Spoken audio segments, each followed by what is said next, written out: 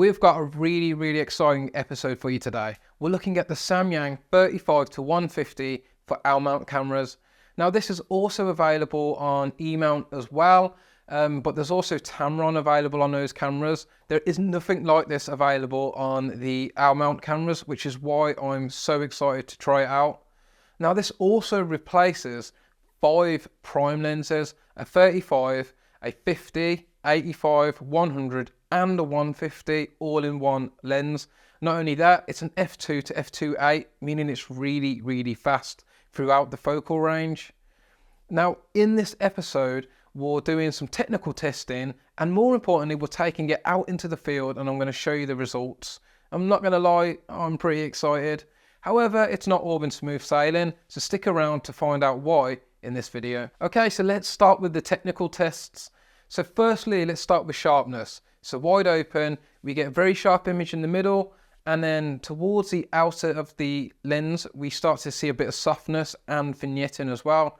As you stop down, the vignetting will start to disappear and the sharpness will increase.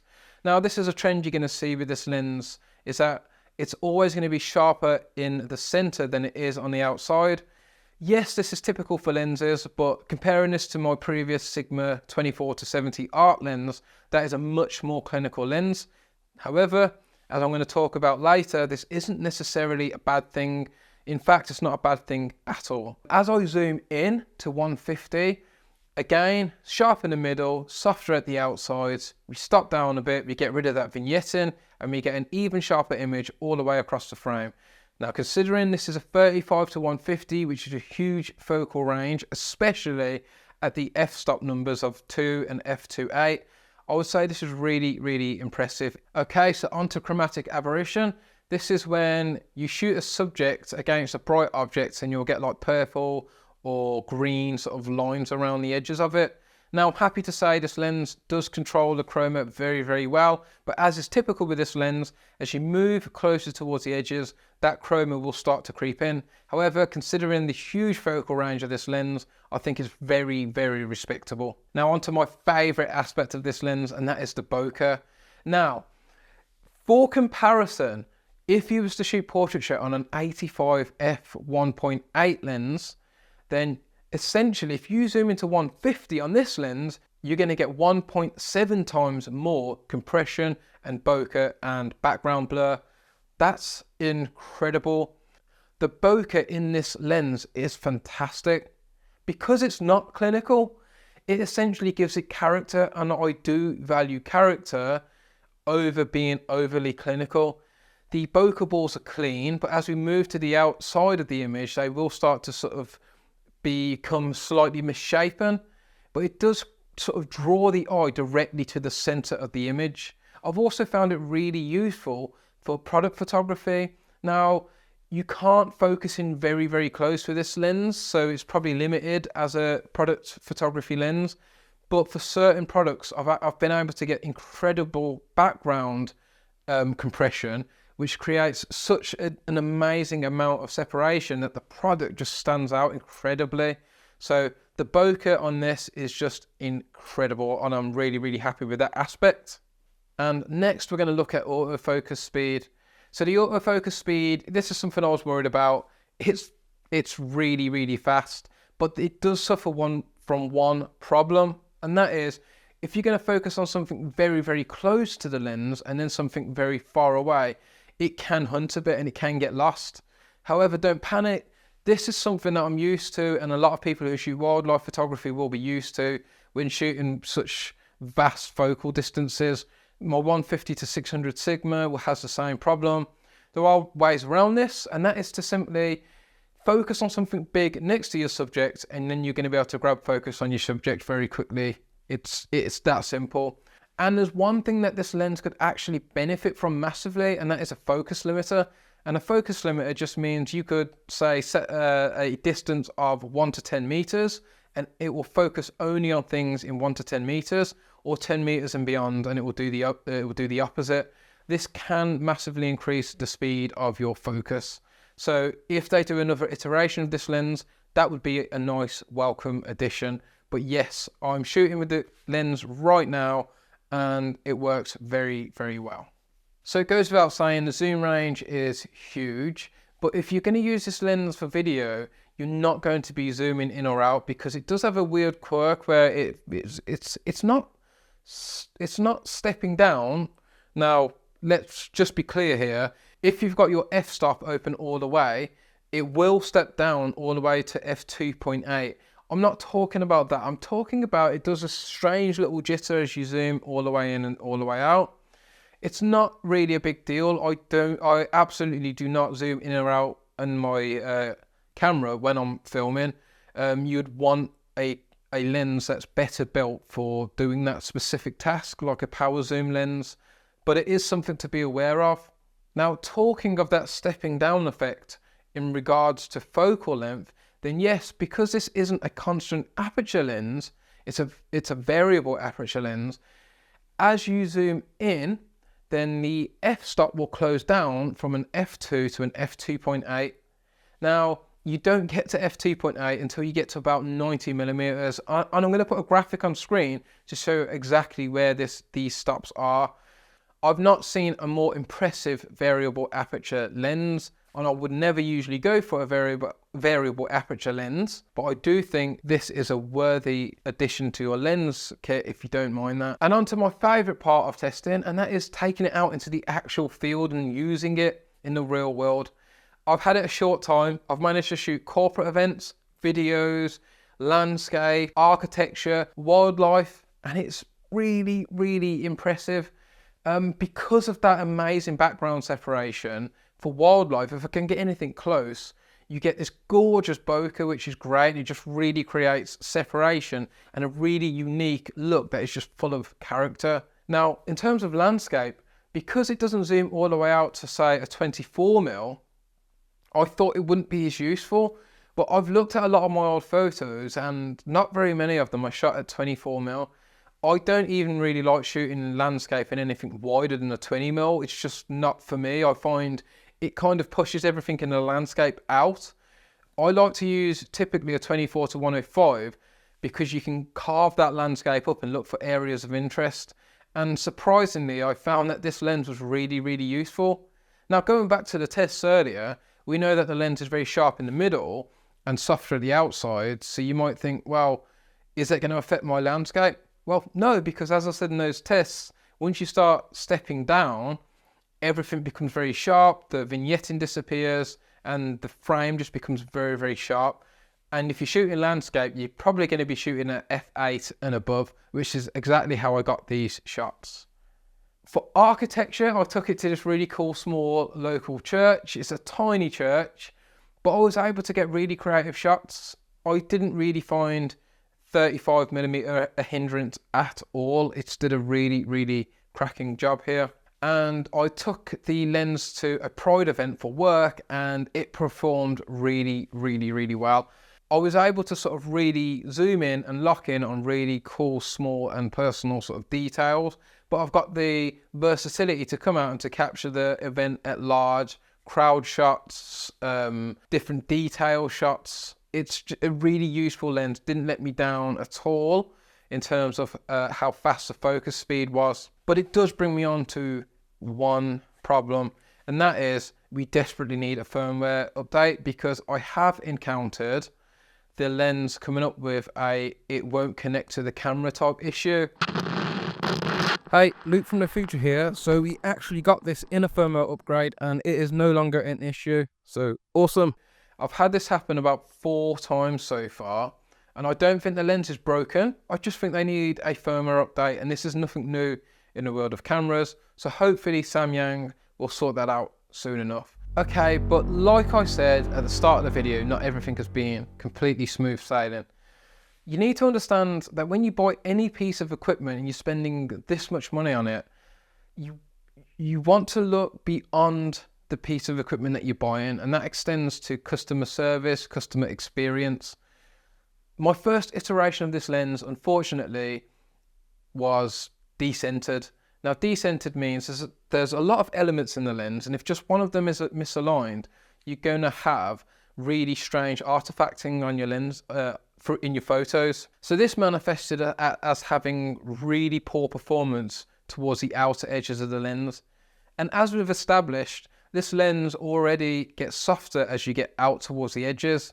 So it actually was so bad I couldn't really focus on anything properly. Look at the detail in this flower, it's just completely devoid of detail. I could barely read the writing on these bottles. It was just a pain in the butt, and I thought, is this the quality of this lens? It doesn't seem to match up with what I've been seeing online. Now, in my sort of endless rabbit hole of looking at this lens and looking at this versus the Tamron lens, I discovered that somebody had a faulty Tamron lens and it was decentered, and I came to discover that's what this lens had. It wasn't also clear that Samyang don't deal with these lenses in the UK, a company called Holdan does. And then as I dealt with Holdan, I actually discovered that these lenses have a 3-year warranty in the UK. That's according to Holdan, that's what they told me on the phone, but they're not clear about this and it's not mentioned anywhere, which is just completely baffling because that is a great thing to know. It's a great peace of mind. In comparison, I've had to send a couple of lenses back to Sigma before and they've always been fantastic. Sigma also offers the ability to register your lens on their website. Again, this is another point of comfort as a customer. So in terms of like customer service, Samyang, you need to do a little bit better. Okay, so with that out of the way, let's get back to the good stuff. The build quality and the ergonomics. So it goes without saying, this is a huge lens. If you shot with a Sigma art lens like the 24-70, it's bigger than that and it's heavier than that as well. And that's to be expected, to be honest. There's a lot of glass elements and moving parts inside this. However, it's very well built. It really is built like a tank, but you do not want to treat it like a tank. There's so many moving parts in this that you do not want to risk sort of throwing it around. So just treat it well and it should be okay. Now the plastic is very premium feeling, although it is sort of prone to fingerprints. Feature look here again. So the very base of this lens, I brought a circular sort of stand for the lens because it's so big, so that I can put my camera on a tripod and have it sort of balanced on the lens instead. And I have noticed that this plastic is a little bit creaky, so I don't think it's as well built as like my Sigma or my Panasonic lenses, but I think it will be okay. It's got 2 rings on there, one for focus, one for zoom. Both are very smooth, both are very well dampened. It's very, very premium feeling lens all around. It's got some cool custom modes on there as well. It's got a switch for 3 different options. One of those switches controls just standard settings, so you don't have to worry about anything too much on that one. The next one down, when you combine it with the custom buttons on there, of which there are 2, you can do kind of like a parfocal effect, which seems to work. I'm going to have to do more testing on that. And the other one can actually kind of key point in focus positions. So you can key point in 2 focus positions, press the custom button, and it will change positions. I've heard people say they've not been able to get this to work, but it was literally just there in the manual. So if that's what people were talking about, I can make a video about how to do that if people are confused about it. Overall, I think it's a very, very well built lens. As previously mentioned, I do think they could have fitted in a focus limiter on here. And very, very nice touch. There is space for a lens foot as well. Now on Samyang's website, they point you towards a small rig one, which costs £70, I think. However, I went onto AliExpress and I found this one by, it says Fotka, but then it's got this other little brand on. That cost me £21. It's very sturdy and I'm using it right now and it does the job really well. Overall, it's very well built. There's a lot of consideration been put into it and it's a very pleasurable lens to use. To be honest with you, I quite like the size and weight, which is kind of weird. But if you prefer a smaller lens, nothing wrong with that, then it might not be the lens for you. So let's start summing this up a little bit. Let's first look at the pros. The pros are, it's got a huge focal range, 35-150, covering 5 main prime lenses, and it's a very fast lens. I really think, even though they've kind of possibly copied another company here, it's still a feat of engineering, and it's great to see a lens like this on a Lumix camera, and for any L-mount camera, to be fair as well. Not only that, I think the price is reasonable considering. Canon do a 24-105 f2.8, and that is a £3,000 lens. I would much rather this than that. It's also worth mentioning, it's got an 82mm lens thread, it's weather sealed, and but both of those are pros as well, because it's quite easy to get hold of an 82mm lens thread, and obviously weather sealing means you're going to be protected in the elements. I'm going to be using it out on my wildlife adventures, so that's really, really good to know as well. I also like the characteristics of this lens. It's definitely not as clinical as an art lens, and I like that. And you'll probably find this from a lot of filmmakers in particular. They look for lenses that are going to give character, and don't take character as being bad or somehow defunct. It's not. It's a very sharp, very well controlled lens across all focal ranges, and it performs very, very well. But having that little bit of character, having those small flaws, means that the images are ultimately more striking. And I really can't explain it. It's something you kind of have to see. Hopefully you can see it in the photos. I also think the ability to use some of the custom modes may seem novice to some people, but I actually think they're really useful. There's a setting in the Lumix camera itself which allows you to sort of keyframe shots together. I could see possibly combining that with the keyframing you can do in the lens, courtesy of those custom buttons, to create some really cool and funky effects. I think this is a really great lens, but it's not without its cons either. Cons being, again, if you want a lens that does look more clinical, depending on what line of work you're getting into, then you might be better with a Sigma Art lens or a Lumix Pro lens. If you want a lens that is a lighter lens, then this isn't going to be the lens for you. It is big and it is heavy.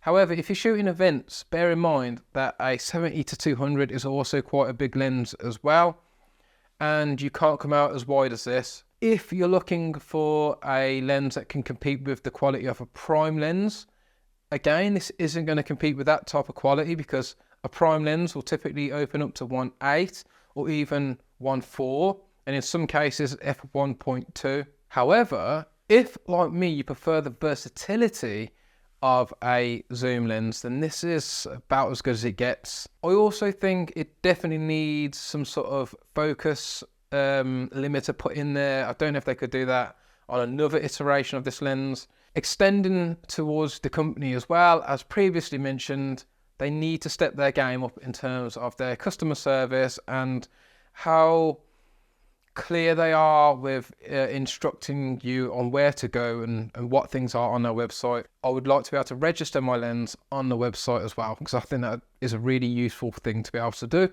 So who is this lens for? I think it's going to be super useful, in particular for anyone doing events, anyone doing weddings, and to a lesser extent, people like me who are probably going to be doing wildlife. It fits that gap for me personally of a 35-150, and then my Sigma 150-600 obviously continues that focus lens length. This means I could bring two lenses out with me for an entire day and have everything covered. Where I'm starting to fall in love with this lens is that unique image quality and look and characteristic. So overall, I think it is a fantastic lens, especially for weddings and events. But when I was getting this lens, I was getting it because I had too many lenses. I was freelance. I needed two cameras with lenses that covered similar focal ranges. I traded in my Sigma 24-70 art lens for this, and I was going to trade in another lens as well, and that was my 24-105 f1.4. But much like Frodo at the end of Lord of the Rings, I just couldn't let it go. And that is because that lens is just too good. Now, everybody is caught up on having really fast lenses that can go all the way down to f0.95 and crazy stuff. It's so hard to convince people that an f4 lens is the GOAT, but that's for a future video. Are you going to be getting this 35-150? Let me know in the comments below. I'd love to know your thoughts. Hit the like button, hit the subscribe button, and I'll catch you all next time. See ya.